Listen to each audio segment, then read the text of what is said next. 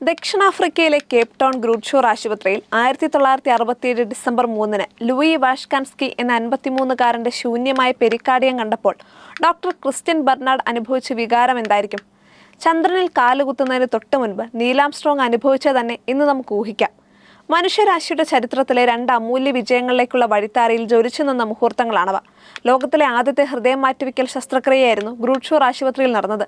വാഹനാപകടത്തിൽ മസ്തിഷ്ക മരണം സംഭവിച്ച 25-കാരിയായ ഡെന്നിസ് ഡാർവിലിന്റെ ഹൃദയമാണ് 18 ദിവസം വാഷ്കാൻസ്കിക്കുള്ളിൽ തുടിച്ചത്.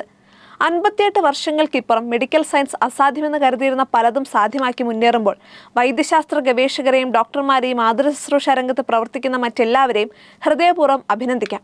അവയവദാന രംഗത്ത് കൊച്ചു കേരളം കൈവരിച്ച നേട്ടത്തിന്റെ പ്രത്യക്ഷ ഉദാഹരണമാണ് കഴിഞ്ഞ ദിവസം എറണാകുളം ലിസി ആശുപത്രിയിൽ നടന്ന ഹൃദയമാറ്റ ശസ്ത്രക്രിയകൾ. 36 മണിക്കൂറിനിടയിലാണ് 2 ശസ്ത്രക്രിയകളും ഡോക്ടർ ജോസ് ചാക്കോ പെരിയപ്പുറത്തിന്റെ നേതൃത്വത്തിൽ വിജയകരമായി പൂർത്തിയാക്കിയത്. അങ്കമാലി സ്വദേശി അജിൻ ഏലിയാസ്, കൊല്ലം അഞ്ചൽ സ്വദേശി ആവണി കൃഷ്ണ എന്നിവരാണ് പുതുജീവനിലേക്ക് ചുവടുവെച്ചത്. വ്യത്യസ്ത അപകടങ്ങളിലായി മസ്തിഷ്ക മരണം സംഭവിച്ച കൊട്ടാരക്കര സ്വദേശി ഐസക് ജോർജ്, അങ്കമാലി സ്വദേശി ബിൽജിത്ത് എന്നിവരുടെ ഹൃദയങ്ങളാണ് മാറ്റിവെച്ചത്.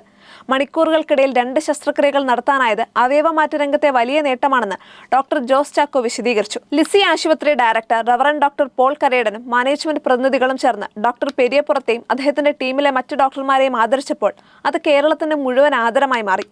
1967 ഡിസംബർ 3-ന് ശേഷം ലോകത്താകമാനം ഹൃദയ ശസ്ത്രക്രിയയുടെ വിജയശതമാനം ഗണ്യമായി വർദ്ധിച്ചു.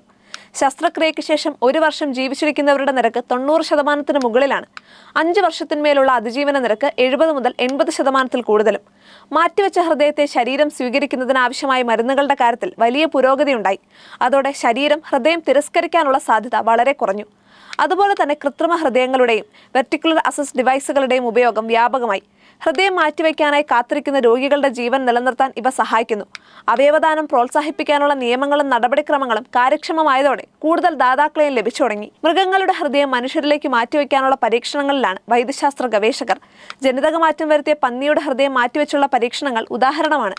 സർക്കാർ സംവിധാനമായ Kerala state organ and tissue transplant organisation എന്ന കേസോട്ടോയാണ് സംസ്ഥാനത്ത് അവയവദാന നടപടികൾ ഏകോപിപ്പിക്കുന്നത്. ലിസി ആശുപത്രിയിലെ 2 എണ്ണം ഉൾപ്പെടെ കേരളത്തിൽ ഈ വർഷം നടന്നത് 3 ഹൃദയമാറ്റ ശസ്ത്രക്രിയകളാണ്. 24 വൃക്ക മാറ്റിവെക്കൽ ശസ്ത്രക്രിയകളും 12 കരൾ മാറ്റിവെക്കലും 3 പാൻക്രിയാസ് ട്രാൻസ്പ്ലാന്റും നടന്നു. പലവിധ കാരണങ്ങളാൽ ഇടക്കാലത്ത് പിറകോട്ട് പോയ അവയവദാനത്തിന് പുത്തൻ ഉണർവ് നൽകുന്നതാണ് ലിസി ആശുപത്രിയുടെയും ഡോക്ടർ ജോസ് ചാക്കോ പെരിയപ്പുറത്തിന്റെയും വിജയഗാഥ.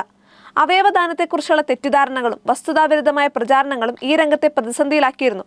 അടിയന്തരമായി ഹൃദയം മാറ്റിവെക്കാൻ ഡോക്ടർമാർ നിർദ്ദേശിച്ച 2 കുഞ്ഞുങ്ങൾ അവയവം കിട്ടാതെ മരിച്ച ഹൃദയഭേദകമായ സംഭവമുണ്ടായത് കഴിഞ്ഞ 2 മാസത്തിനുള്ളിലാണ്. അവയവ കച്ചവടം നടക്കുന്നുവെന്ന തരത്തിലുള്ള ആരോപണങ്ങൾ വന്നത് മസ്തിഷ്ക മരണം സംഭവിച്ചവരുടെ ബന്ധുക്കളെ ആശങ്കാകുലരാക്കി. അതോടെ അവയവദാനത്തിനുള്ള സമ്മതപത്രം കിട്ടാതായി. കൂടാതെ നിയമപരമായ നൂലാമാലകളും സങ്കീർണമായി. മസ്തിഷ്ക മരണം സ്ഥിരീകരിക്കുന്ന ഡോക്ടർമാർക്കെതിരെ ഉണ്ടാകാനിടയുള്ള നിയമ നടപടികളെക്കുറിച്ചുള്ള ഭയവും ഈ രംഗത്തെ പിറകോട്ടടിച്ചു. കേസോട്ടോയുടെ പ്രവർത്തനങ്ങൾക്ക് ആവശ്യമായ ഭരണപരമായ പിന്തുണയും ഏകോപനവും പലപ്പോഴും ലഭ്യമാകാറില്ലെന്നും ആരോഗ്യ വിദഗ്ധർ ചൂണ്ടിക്കാട്ടുന്നുണ്ട്. അവയവം മാറ്റിവെക്കൽ ശസ്ത്രക്രിയ നടത്താൻ അംഗീകാരമുള്ള ആശുപത്രികളുടെ എണ്ണം പരിമിതമാണെന്നതും വെല്ലുവിളിയാണ്. ആദ്യ ഹൃദയമാറ്റ ശസ്ത്രക്രിയ നടത്തിയപ്പോൾ ഡോക്ടർ ക്രിസ്റ്റ്യൻ ബെർണാഡ് വൈകാരികവും ധാർമ്മികവുമായ സമ്മർദ്ദം അനുഭവിച്ചിരുന്നു. മസ്തിഷ്ക മരണം സംഭവിച്ച ഒരു വ്യക്തിയുടെ ജീവൻ തുടിക്കുന്ന ഹൃദയം എടുക്കുമ്പോൾ താൻ ഒരു ജീവൻ നശിപ്പിക്കുകയാണോ അതോ മറ്റൊരു ജീവൻ രക്ഷിക്കുകയാണോ എന്ന ധാർമ്മിക സംഘർഷം അലട്ടിയ കാര്യം ആത്മകഥയായ വൺ ലൈഫിൽ അദ്ദേഹം വിവരിക്കുന്നുണ്ട്.